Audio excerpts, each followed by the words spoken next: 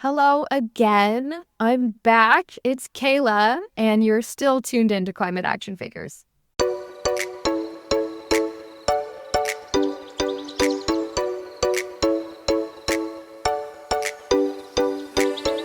Hello and welcome to the final edition of Season 2 of Climate Action Figures. I can't believe we've arrived here already.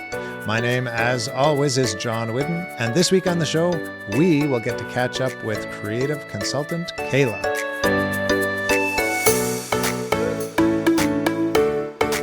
But first, this week's Quick Fix, which comes to us from John Whidden, who happens to live in the same house as me. And so I said, of course, we can feature your Quick Fix on Climate Action Figures. She says, I always get ice cream in cones because if I get it in a cup, I have to throw away the cup. And if I get it in a cone, I don't have to throw anything away except maybe a little napkin. So thank you very much for that Quick Fix, Colleen. And welcome back to the show, Kayla. Hello. Thank you for having me back. Can't get rid of me. No, never. We would not want to do that. What do you think about Colleen's Quick Fix, Kayla? I'm a big fan of ice cream cones. I think we should have more edible containers of food. That's great. Less waste. I don't think of an ice cream cone as an edible container, but of course it is. That's brilliant. Kayla, just to be different today, let's do our climate actions first. I usually save that for almost the end of each episode. Here's one for you. Let's do a crazy challenge because I know that we're both a little bit environmentally crazy. And so let's see if we can one-up each other on the things that we do. How about that? Okay. All right. You're on. I'll warn you, I'm going to win. Yes, you are. Who's the craziest? Definitely John. Definitely John. And this does not mean you have to do these crazy things that we do, but you can if you like. I'll just warn you that they can be dangerous for friendships, and if you live with someone, even more dangerous. So beware. Okay, let me start it off with, since you've seen me do a lot of episodes from my own home here, and often I'm not wearing a hat, I'm wearing a toque. This is because the house, I just can't stand heating the house to a high temperature with just me at home. So I keep the temperature at 17, Kayla. What do you think about that? That's chilly. You are crazier than me because I don't know if I could do 17 degrees. That's really cold. I wear lots of layers. And at night we turn it down. Colleen's in for the cold overnight because we have a cozy comforter, but we go down to 15 overnight. So that's pretty chilly. I do also try to keep my AC and my heat off as much as possible and put on the layers. But I have bad circulation, so my hands get cold, and there's only, you can't really do much with mittens if you're trying to work. That's true. This is true. And I should admit that I turn it up to a balmy 19 for Colleen to arrive home, so she actually wants to continue to come home. That's a good thing. Shame. I guess hate the environment, turning it up to 19. Exactly. Okay, your turn. I keep my compost in the freezer so that if I don't have to take the compost out before it's full, if it's just smelling too bad, because it doesn't smell bad if you keep it in the freezer. So I can fill up the compost bin every single time. You just reminded me of another one. Not that I'm trying to one-up you or anything, but we just went to a conference and we stayed in a hotel with a little bar fridge, and we kept a little Tupperware container with our compost in it. From we had banana peels and some pepper, seeds and stuff like that. And anytime we had compost, and then we threw it in the fridge because then it didn't go, stinky all week. So there you go. You are definitely crazy. Okay, no, but the freezer's a good one. I thought fridge, but I haven't done that with the freezer. So. I love it. I can never go back to having my compost not in the freezer. And we had Derek on talking about worm composting this season, and so I'm hoping that at some point, John Whidden, I'm going to get a gift of a worm composter so that I can try that. Okay, on the topic of food, my next one, Kayla, is I sort of accidentally got an e-bike a year or two ago, but I ride a bike all the time, and not usually e-bike, usually regular. But the e-bike I got saddlebags for, and the saddlebags are massive, and I can do my grocery shopping on my e-bike. So I rarely go to the grocery store without my bike now. Those must be huge saddlebags. I don't know about you, but I only go every 2 weeks, so I can't imagine. It gets a little heavy. It's like you're doing a wheelie all the time. You have a little less steering control with all that weight on the back. Yeah. Okay, you're next. Okay, my next one is I participate in all the community cleanups that my neighborhood does. And it's lovely Oh. that they organize them, which is really fun. Also, if anyone who knows me is listening, I've had a litter picker set on my Christmas list for like 2 years now, because I want to just, every time I go for a walk in the neighborhood, I would love to just bring it, bring your little claw grabby thing, bring your little garbage bag and just do a bit of community cleanup every time you go for walks. Well, maybe we should have a segment on the show that's what gift to buy Kayla and John. New Let's car. do it. How about, yeah. If anyone wants to buy me a new car, I'll take it. Electric, of course. Of course. Okay, last one for me. When we go away, Colleen and I turn off the hot water tank if we're going for more than 2 days. And I tell you this because it leads to a funny story, because it just said we were away at a conference. When we got back, totally forgot to turn on the hot water. And we had an event we were going out to the other night. And so I jumped in the shower quick before we went out. I'm like, man, I'm holding my hand in there and it's not warming up. And so, yeah, I had an ice cold shower Oh, because, really good for the circulation. exactly. So there you go. If you do that, remember to turn it back on when you get back. Remember to turn it back on. Yes. Well, we better get moving on with the show, but that was great climate actions. Thanks for sharing yours. I think we did pretty good battle. We're pretty even on those. Speaking of the different features that we have on our shows, like quick fixes and climate actions, if you have any ideas for the show, anything that you think would be a good addition, if you have any more questions for our lovely engineer, or, something you want to send to us that we can post on any of our socials, feel free to send that our way. We're always happy to hear what kind of things we can do to keep improving the podcast. And we'd love to hear from you. So please send us an email at climateactionfigures@gmail.com or contact us through social media. Now, Kayla, I do not know the answer to this question because I didn't ask you if we could talk about it. So I'm a bit nervous about this, but let's get it over with. Are you interested in continuing in your role as creative consultant for another season? You might have to edit this out. No, I'm joking, of course. Yeah. Oh, yeah, you actually got me. I got you. I can't believe you got me with an editing comment. That was nasty. Colleen is going to love that. Yes. I would love to. Okay, great. I was going to say you better answer now. Okay. Phew.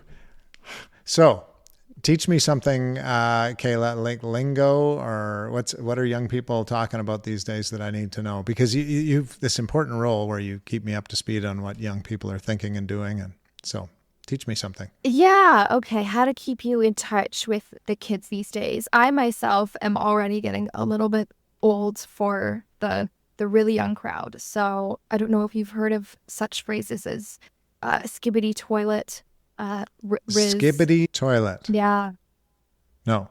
Okay. Tell me more. I don't even know what it means exactly. I've just heard it a couple times. I think, honestly, if you wanted to do some market research, the best thing to do would probably be watching the Minecraft movie. I haven't watched it, but all the kids these days love Minecraft, and probably the Minecraft movie as well. So, yeah, if you want to learn some great lingo, check that out. Okay, we will do that. And what about recording here from my dining room table? Is that cool or is that uncool? I mean, I don't think that's for me to judge, Sean. If you get a lot of hate comments from teenagers about your kitchen, then I guess we will know. Maybe I should put a Minecraft background behind me. Oh, perfect. Yeah, let's see you in the lava in your. Yeah. I don't think so. Now, Kayla, tell me, because I'm always asking you questions about social media. I've asked people to hit like and subscribe, and this is important, correct? It is very important. Okay. If you hit like and subscribe, it helps make the podcast more visible to other people. So it pops up on more people's feeds and suggested. So if you think that this podcast is enjoyable, not just for yourself, but for other people, and you could just send it directly if you are thinking of people who might enjoy it. But it also just helps us be more visible to anyone out there who might be wanting a bit more hope and a bit more inspiration to not feel so much anxiety about climate change. So make sure to like and subscribe. And I didn't actually ask that just to get people to do that. I actually asked that because it's good for me to know, make sure I know why These are important things. Anyways, on we go. It is our 53rd episode today. So I guess we can be a little Wow. self-congratulatory that we made it past 50 episodes. Is that a little narcissistic? I don't know. No, Can that exist in a not-for-profit podcast? I'm not sure. absolutely. Look at us go. 50 Yeah. Okay. episodes, over 50. Go climate action Go figures. climate And action figures. I get emails quite regularly that say, here's how you can monetize this. And I always just ignore them because I'm not interested in monetizing it because it's not for profit. But I thought of a funny question that we should answer, Kayla. We refuse sponsorship, but if you had to choose the best and the worst sponsor for climate action figures, what would they be? And I'll do the same. And I haven't come up with it yet. So we'll think hard on the spot. Do you have one? I've got one. Do you have the best or the worst? I've got my worst. I've got my worst. I've got my worst as well. I don't know Okay. about my It's probably the best. same one, right? Okay, you go. Okay, Trump Towers. No, that's exactly what I picked. No. Except I let you go first because I wasn't sure if it's like the Trump organization or Trump Towers or Trump. That's so I don't know. funny. Anyways, You know what? Maybe, who knows, there will be a test of your resolve because you're going to get an email from the Trump Towers organization that's going to be, we're going to offer you so much money if you do great. You go ahead, Donald. Offer me all the money you want. Let's see how that goes. See how it goes. Okay, the best sponsor. What's the best sponsor? I'm trying to think of an ice cream brand that would be good. A good local ice cream brand. Made by Marcus is local to Calgary, Camp ice cream is local out here. Oh, it's so good. Oh. Actually, you know what I was thinking, Kayla? Because I adopted these long before climate action figures, is the laundry strips. You used to get liquid, which is the worst, and then powder is much better. But these strips they can come in the mail in a regular envelope, and that's how you get your laundry detergent. So there's almost no transportation cost environmentally. Best sponsorship, at least for me, would be Canary Refillery because that is where I live in Calgary. It's the one I go to. It's in Kensington. They always have such great stuff. I get most of my refillery items there. And yeah, if they wanted to give me a discount code, I would use it so much.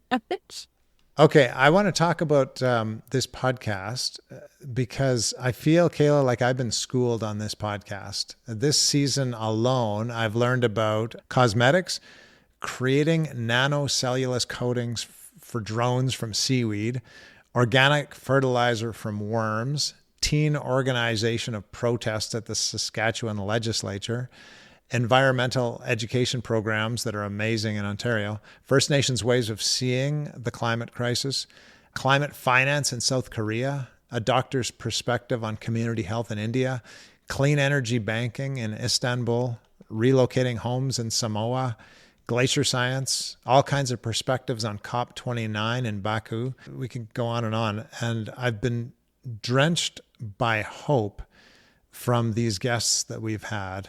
Yeah, it's truly been such an inspiring season.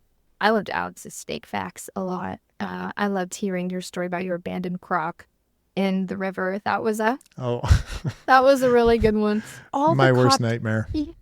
All the COP29 stories, like it's so cool. And I didn't even know about COP at all until I heard about it on this podcast. Yeah, it was interesting just to hear what COP was like because I knew about COP, but I had no idea. I'd never talked to anybody who's been there. Did I tell you how I found those guests, by the way? No.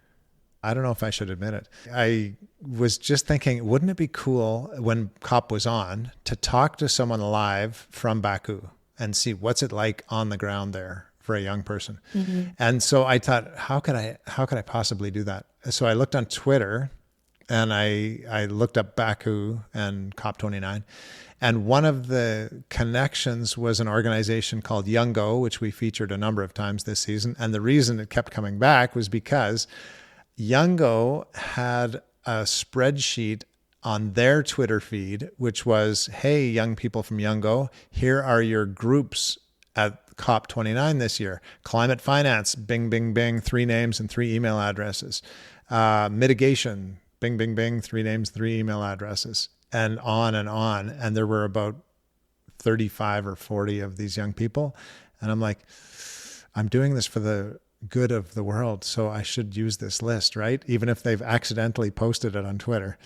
But it turned out that it wasn't accidentally posted. They were okay with having their email addresses out on Twitter. And so I contacted all of them, and we ended up with how many? I can't think, 13 or something. Yeah, quite a young few. people. So that's the funny story of me stalking Twitter to find guests. And Oh then God. they've said, oh, here are some more people we know that you should talk to. And they seem to really enjoy their time on Climate Action Figures. So it's led to a bunch that we're going to talk about in a minute, too. Some more for next season. Certified internet sleuth. That is pretty impressive. Oh, that's a much nicer way of putting it. Thank you. So next season's guests, and you're going to have to stop me because I'm going to get excited and might go on too long, but we picked up a few from those young people we talked to this season, and we're going to feature them this coming season starting this fall on Climate Action Figures. I'm very excited about this special series. It should be 5 episodes. And how much should I give away?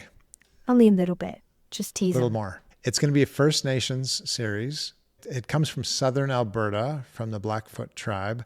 And we're going to talk to a number of First Nations people, young people for the most part, who are going to tell us some of the cool things they are doing in southern Alberta. So very much looking forward to that. That sounds so cool. I'm very excited to listen to that. I've been trying to catch up with this guy named Abhay from the University of Saskatchewan for a long time. He deals with mental health aspects of climate change. So it's just too perfect for this podcast. And he deals with young people because he's at the University of Saskatchewan. What on Earth is CBC's environmental climate change program?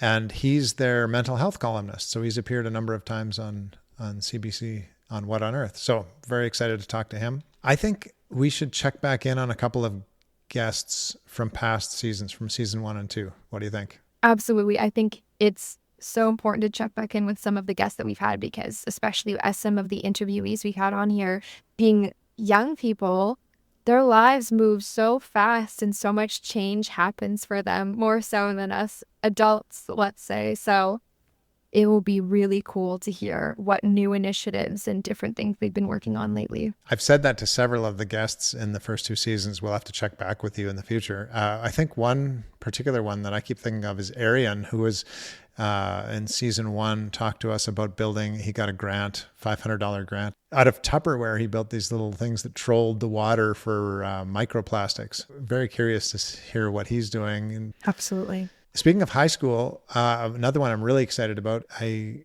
contacted Sophia Mathur, who is one of the young people in Ontario who took the government to court for the future people, basically. And then it went to the Supreme Court to see if it could be heard because it's such an unusual case. Can you sue the government on behalf of future people because of climate change?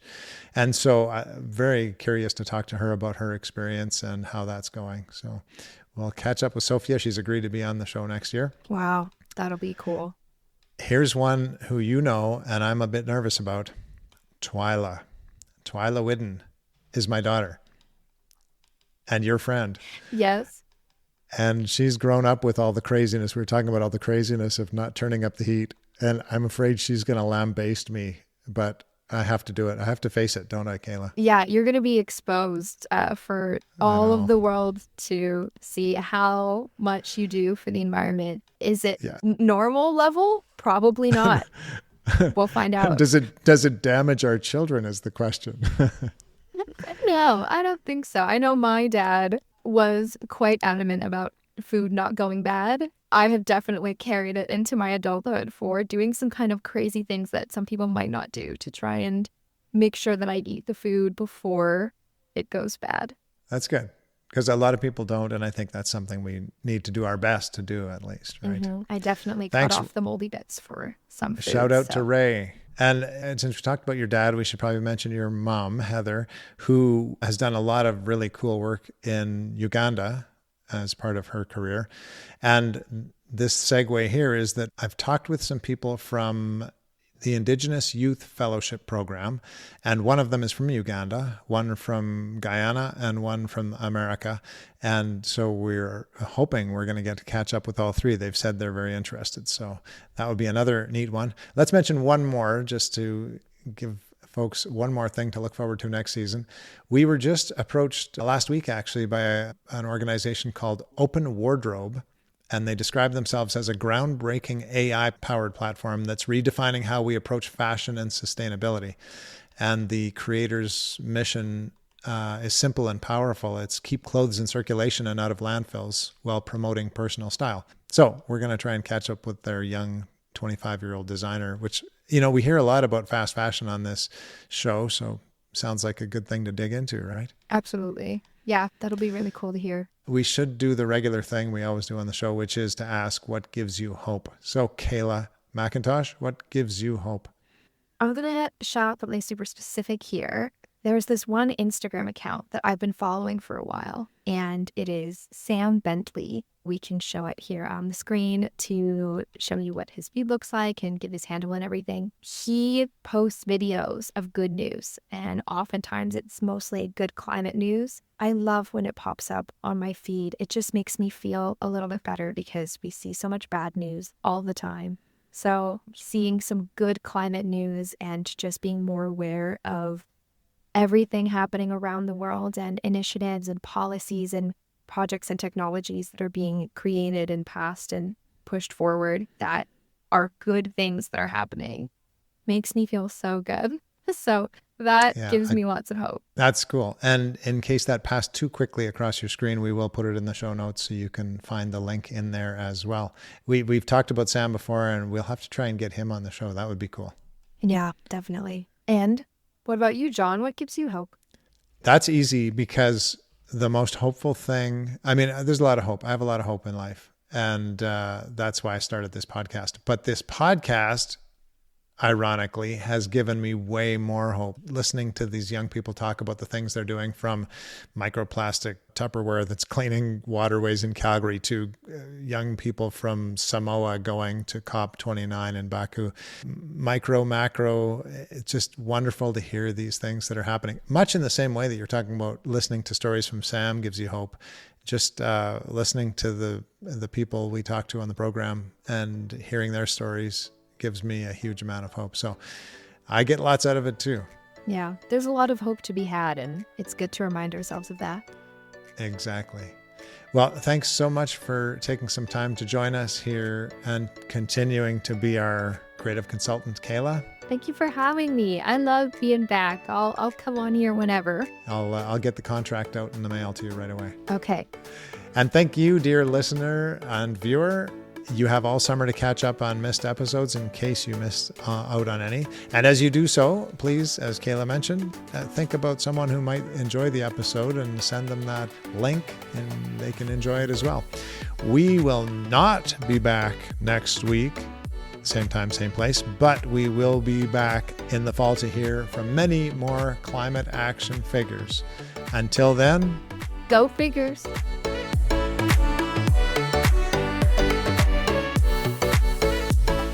This has been Climate Action Figures. Our show is produced and hosted by John Whidden. Our creative consultant is Kayla McIntosh. Our theme song is Hawaii Vacation by Tovari. You can find us on Instagram, Facebook, and YouTube at Climate Action Figures. That's all one word. And if you have any other questions or comments that arose from this or any episode, feel free to reach out to us at climateactionfigures@gmail.com. And thank you for listening.